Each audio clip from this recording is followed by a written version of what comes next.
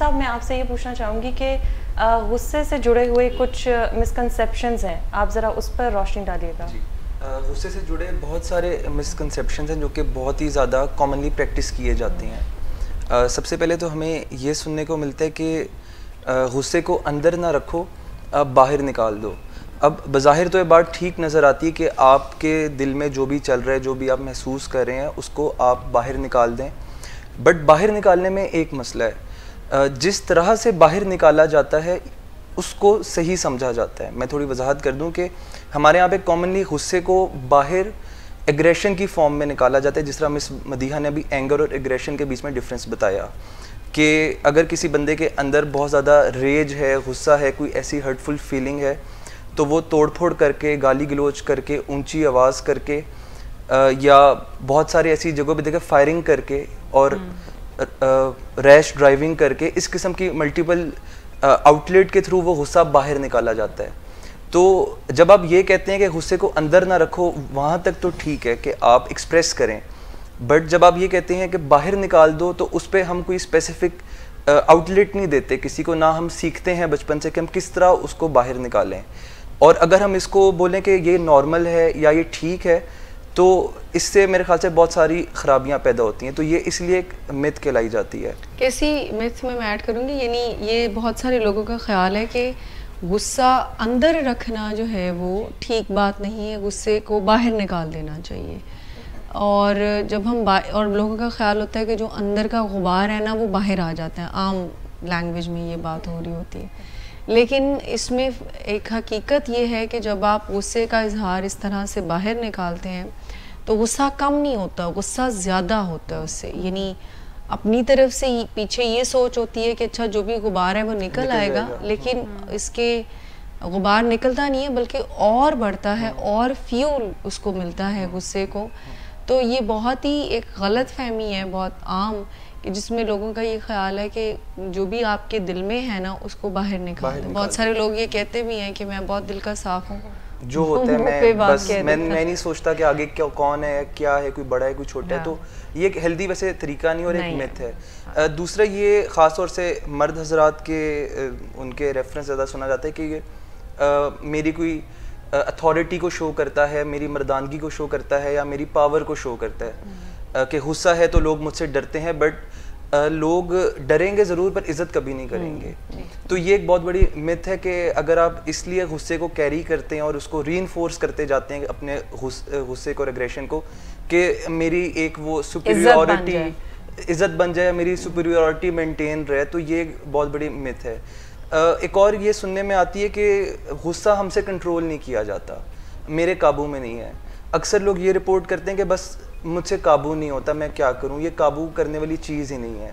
یہ سب سے بڑی مت ہے, اور خاص طور سے جو پروفیشنلز ہیں وہ ضرور اس کو نگیٹ ہی کریں گے یہ کہہ کے, کیونکہ اینگر مینجمنٹ کی بہت ساری ٹیکنیکس اور بہت سارا مواد موجود ہے جس کو یوز کر کے, جس کو پریکٹس کر کے آپ آہستہ آہستہ اپنے غصے کو قابو پانے کے طریقے سیکھ سکتے ہیں.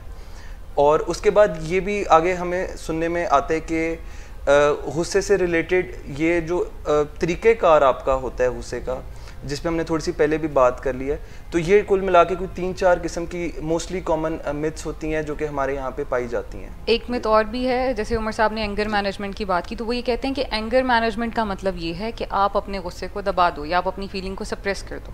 یہ بھی ایک مت لوگوں کو لگتا ہے کہ اگر اینگر مینجمنٹ ہم سیکھ رہے ہیں تو اس کا مطلب ہے کہ ہم اپنے ایموشنس اور اپنی فیلنگ کو سپریس کر دیں, جو کہ غلط بات ہے. کہ ہمیں ایک وے چاہیے ہوتا ہے کہ ہم کس طرح سے اپنی فیلنگس کو ایکسپریس کریں, نہ کہ ہم اپنی فیلنگس کو دبا دیں.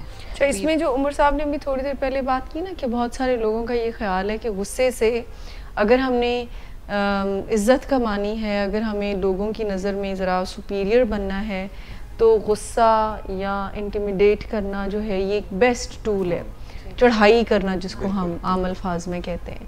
سو اس سے رسپیکٹ تو قطعی طور پر ہم ارن نہیں کرتے. ہاں خوف ضرور ہوتا ہے, بٹ غصے کا سب سے زیادہ نقصان اس بندے کو ہوتا ہے جو اس کو ہولڈ کر رہا ہے. اب چاہے وہ اس کا اظہار ایکٹ آؤٹ کر کے کر دے, یعنی بہت واضح چیزیں توڑنا, اونچا بولنا, یا سپریس, جیسے بھی مس مدیحہ نے بات کی کہ لوگوں کا یہ خیال ہے کہ غصے کو مینیج کرنے کا مطلب ہے کہ آپ غصہ پی جائیں, یہ سب سے بڑی غلط فہمی ہے ان مائی اوپینین کہ غصہ پینے سے، یعنی پینے سے مراد جب آپ اندر رکھتے ہیں اس کو، تمام جسمانی اور ذہنی بیماریاں اس وجہ سے ون آف دا فیکٹرز ہے کہ آپ اگر اپنی اینگر انرجیز کو، اپنی جذبات کو اندر رکھتے ہیں، پی جانے والے جو منفی جذبات ہیں، تو آپ ہمیشہ سڑن کڑن میں رہتے ہیں، تو آپ کے انٹرنل سسٹم کو وہ ڈیمیج کرتی ہے. کبھی کوئی اسٹمک کے ایشوز آ جاتے ہیں، کبھی بلڈ پریشر کی پرابلمز،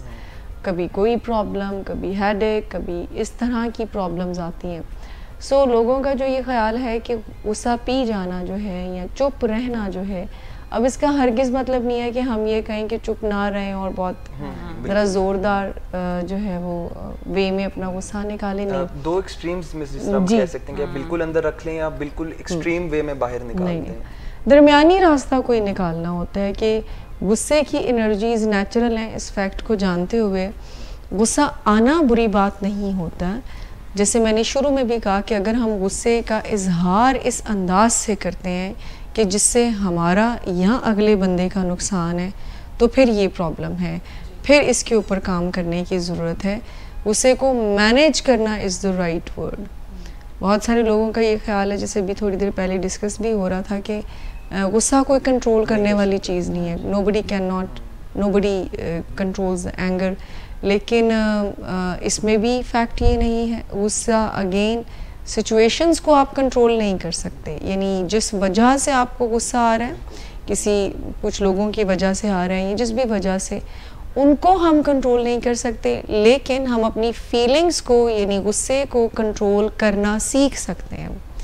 کہ ہم ایسے طریقے سیکھ لیں جس سے کہ ہم اس نیگیٹو انرجی کو اس انداز سے مینیج کریں کہ ہمیں فائدہ ہو، یا کم از کم ہمیں یا دوسروں کو نقصان نہ پہنچے اس سے. ٹھیک ہے. جس طرح کہ آپ